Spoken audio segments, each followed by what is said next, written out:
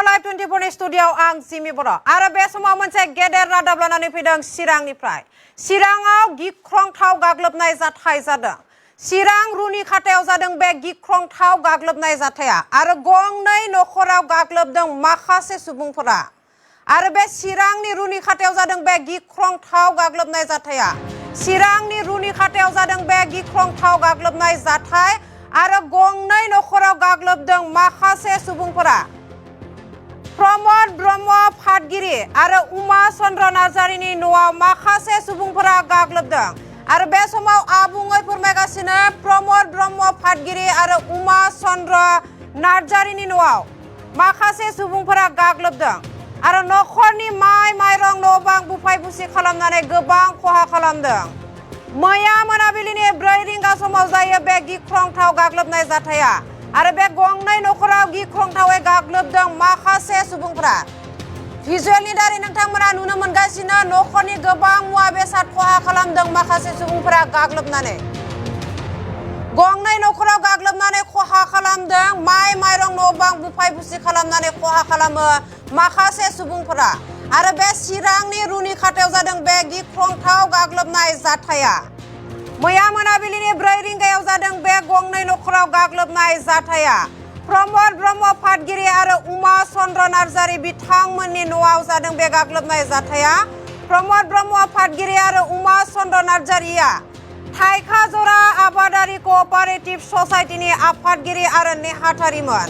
थाइखाजरा आबादारि कअपारेटिभ ससाइटिया रां जमा खालामना दोनदोंमोन, नाथाय आफादगिरि आरो नेहाथारि बिथांमोना रांखौ सम बायदियै होफिननो हायैनि जाहोनाव गावसोरनि ससाइटि सोद्रोमा आरो माखासे रायजोफोरा खौसेयै ओंखारबोनानै प्रमद ब्रह्म फादगिरि आरो उमा चन्द्र नार्जारि बिथांमोननि न'आव फैनानै गाग्लोबफैयो। बे गाग्लोबफैनायनि अजद नखरनि सोद्रोमाफोरनि। प्रमद ब्रह्म फादगिरि आरो उमा चन्द्र नार्जारि बिथांमोना खौरां बिजोंनि गेजेरजों फोरमायदों दि न'खौ बुफाय बुसि खालामनायजों लोगोसे लोंग्रा दैखर, न'नि मुवा बेसाद बुफाय बुसि खालामनायजों लोगोसे गोबां माइ माइरं बायदि माखासे सम्पतिफोरखौबो बुफाय बुसि खालामनानै गारस्रावलांनो आरो लोगोसेनो न'नि अमाखौबो बुथारलांनायनि अजद खालामदों एबा फोरमायदों नखरनि सुबुंफोरा। नखरनि दैखर बुफाय बुसि खालामदों, नखरनि माइ माइरं मुवा बेसाद बुफाय बुसि खालामनानै सिथ्लायाव गारस्रावनानै गालांदों माखासे सुबुंफोरा। आरो नोंथांमोना नुनो मोनगासिनो नुथायनि गेजेरजों माबायदियै माखासे सुबुंफोरा बिथांनि गंनै नखराव उमा चन्द्र नार्जारि आरो प्रमद ब्रह्मनि न'आव माबायदियै बुफाय बुसि खालामनानै न'नि मुवा बेसाद धोन सम्पति खहा खालामलांदों माखासे सुबुंफोरा। आरो बे चिराङाव जादों बे जाथाया गिख्रंथाव गाग्लोबनाय जाथाय। चिरांनि रुनिखाथा दुनाबारि उत्तर रुनिखाथा गामियाव जादों बे गंनै नखराव गाग्लोबनाय जाथाया। आरो बे गाग्लोबनाय जाथायखौ अजद फोरमायदों नखरनि सोद्रोमाफोरा।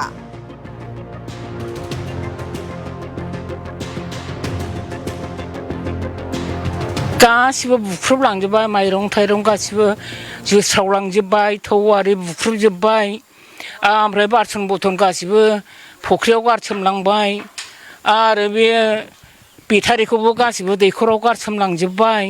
जेबो गैला, न'खौबो बुसिलांजोब्बाय, गैला जेबो संजानो बासन बर्थनानो जेबो गैला। आं मा जानानै थाबावनो, दा जेबो थाइसेबो फैसाबो गैया आंनाव।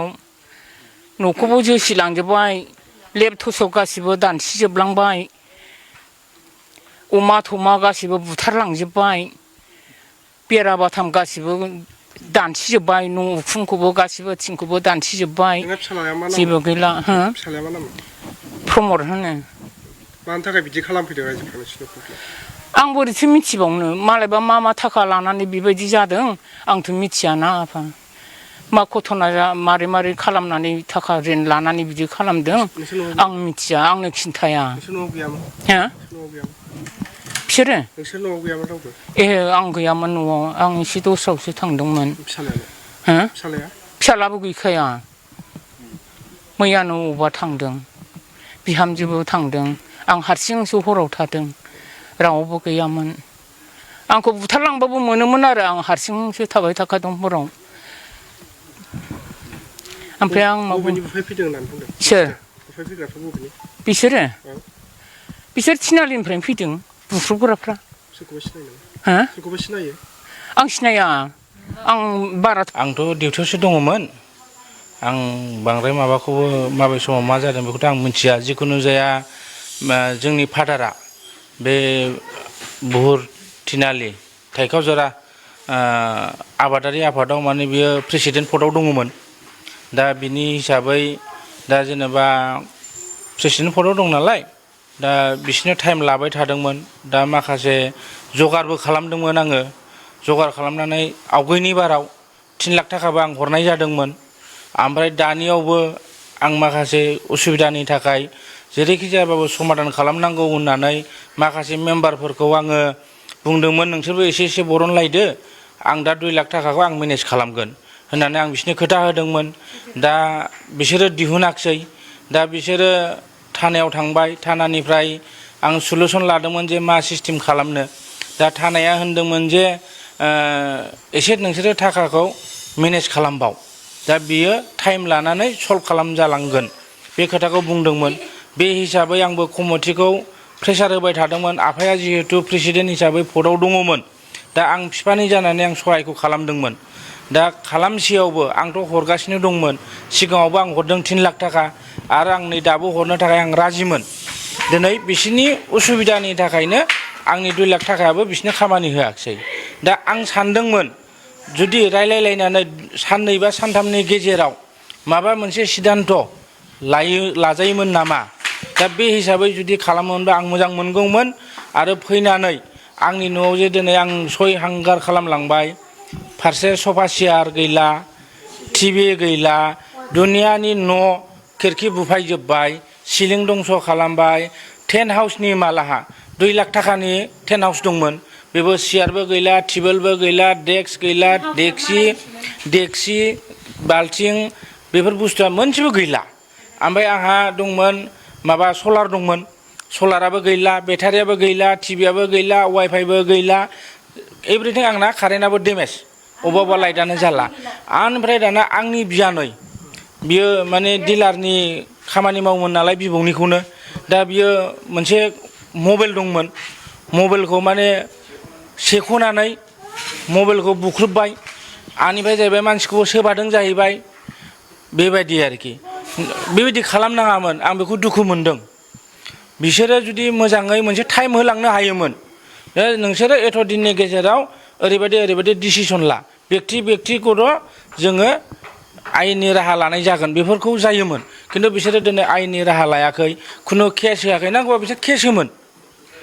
गावसोरसो आयेनखौ आखायाव लाबाय बेथ' आं बहुद दुखु मोनदों दा जाहैबाय जोङो जेनेबा हमनानै लादो नांगौ मोनसे टाइम होमोन जे नोंसिनि न'आव जों एथ' दिननि गेजेराव नोंसोरो न'आव सिद्धान्त खालाम जोंनो ओरैबायदि माबा मोनसे लिखित भाबै होनांगोन होननानै जुदि डिमान्ड खालामोमोनबा अब्लाना आंबो होगौमोन नङा होमबा रां हरनांगौ माने बिसोर कमिटिया हरनांगौ हिसाबै बिसोरो होबोबायबो सिगांनिफ्रायनो फाट होबोबाय थादों दा माखासे बिसोरो थाखा मेनेज खालामनो हायैयाव दिनै ओमफ्राय दाना ओरैहाय जाय मानसिया माने कालेक्टर दंमोन कालेक्टरा जाहैबाय बेनाव 60 लाख थाखा मोननांगौ जाहैबाय खिन्थु बिसिनि खोथा जोंनि फंबायनि न'खराव दिनक ब्रह्म पाटगिरिनि न'आव दिनै 12टा 1टासोआव माखासे बे कपारेटिभनि मानसिफ्रा फैनानै बुफायफैजोबदों फंबायनि न'खौ दा न'खराव रावबो गैयामोन बे समावनो माखासे बे कपारेटिभनि मानसिफ्रा बेनिफिसियारिफ्रा फैनानै जोंनि न'खौ बे फंबायनि न'खौ बुख्रुबफैजोबदों आरोखि मा जाहोननि थाखाय बेबायदि खालामदों जाहोनाथ' बिसोरो मोनसे कपारेटिभ दंमोन आबादारि आफाद बे आफादाव बिसोरो लन हरलायनाय मोनसे केस दं खोमा बे केसाव माने बिसोरो माखासे लेनदेन थानांगौ जागोन आरोखि ओंखायनो बिसोरो बे फैसाफोरखौ मोनलायनो थाखाय बिदि माबा मोनसे खालामफैदों जानो हागौ आरोखि ओरैनोथ' फैसाखौ हरफिननो होनदोंमोन बिसोर ज' रायलायबाय थादों थानाजोंबो एग्रिमेन्ट खालामलायदों दा बे फंबायनि न'खौल' डाइरेक्ट बिदि बुख्रुबफैनाया बहुद गाज्रि जादों दा बेबायदि बुफायफैनो नाङामोन जों आयेननि बेब'स्था बेखौ लानाय जागोन आरो बहानिफ्राय रायजो राजाफोर रायजोआ बे थिनालि एरिया थाइखाजरा ओमफ्राय ओरै बुहुर बारनायथिं दं खोमा एसे आंबो मोजां मिथिया सोरखौबा सिनायमोन नामा